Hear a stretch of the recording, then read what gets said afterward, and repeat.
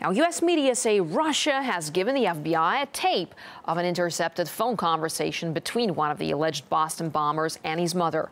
The recording was made back in 2011 and reportedly contains vague references to jihad.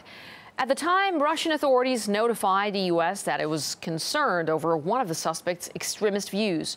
RT's Ganesh Chikyan reports now on why Moscow's warning failed to prevent the tragedy.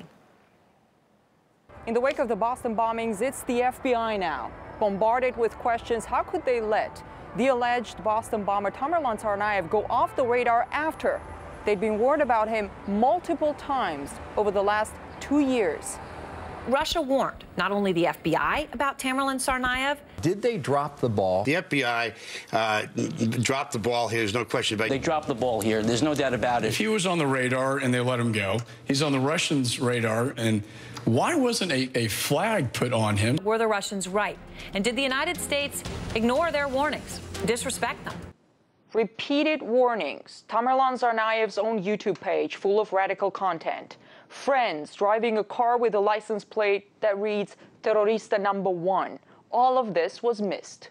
It's possible that they were too bound by some preconception of who would be a possible jihadi that they were not able to see something in front of them. Maybe they were thinking, well, if these guys are Chechen, you know, they hate the Russians, they don't hate us. Politics may have been the reason why U.S. authorities failed to connect the dots on Tamerlan Tsarnaev. Another possibility is that poor relations between Moscow and Washington devalued the Russian report. Something that the Russian president says has to be fixed. If we truly undertake a joint effort, we will not suffer these blows and take such losses.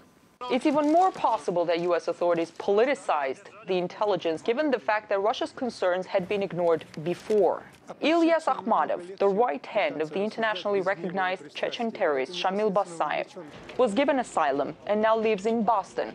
Ahmed Zakayev, who Russians accuse of heinous crimes against innocent people, is still seen in the U.S. as a Chechen freedom fighter. The odd part of this, if anything, we've been, I'm not going to say sympathetic with them, but we've certainly been critical of Putin and how far he's gone in dealing with Chechnya. So if anything, they shouldn't have this anger at the United States. Many ask whether Tamerlan may have learned about bomb making on his trip to Russia. But the answer could be much closer to home. According to a senior government official, quote, they got their instructions on how to make bombs from the internet. It is newsworthy to know that nobody has to travel anywhere or get any specific in-person training from some expert somewhere in order to access instructions for making explosives.